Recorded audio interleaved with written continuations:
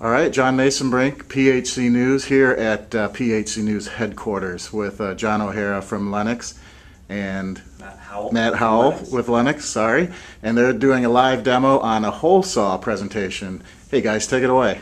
Thank you. Ready, set, go.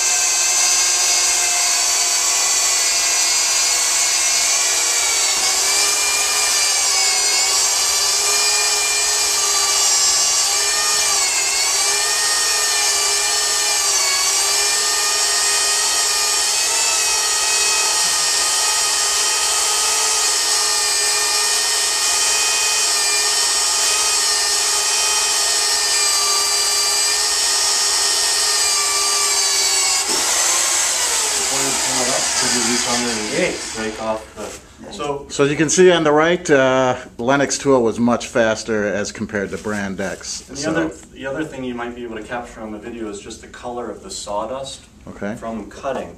You can see that the sawdust using the Lenox saw is just clean. It's the same color as the board, but on the left side, the competitor saw, it's burnt. It's generating much more heat during the cut, and it's not cutting as efficiently or as fast. I actually saw a lot of smoke coming. And a lot of smoke as well. So we're going to just break off the breakout on the back side just because we were pressing so hard so we can bring the plugs up and out. And then we can show you plug removal. You got other screwdrivers? Yeah, do you mind just unplugging your drill? Oh no, I'd rather do it live. Myron, would you mind grabbing that screwdriver on the table?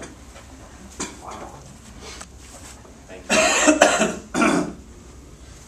So you can see on the Lenox speed slot saw, there's a gap underneath the plug where you can get your screwdriver underneath to get it started. On the competitor saw, there's no space to get that started. You're just going to have to take a flat blade screwdriver and stab it and push. So John and I will now show you plug removal on the saws. And Myra, you want to tell us when to start? Ready, set, go.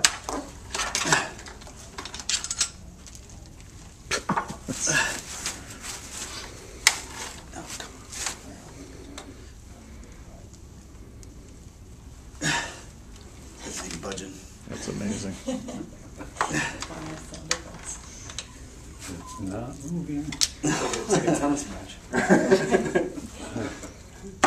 That's, I don't know.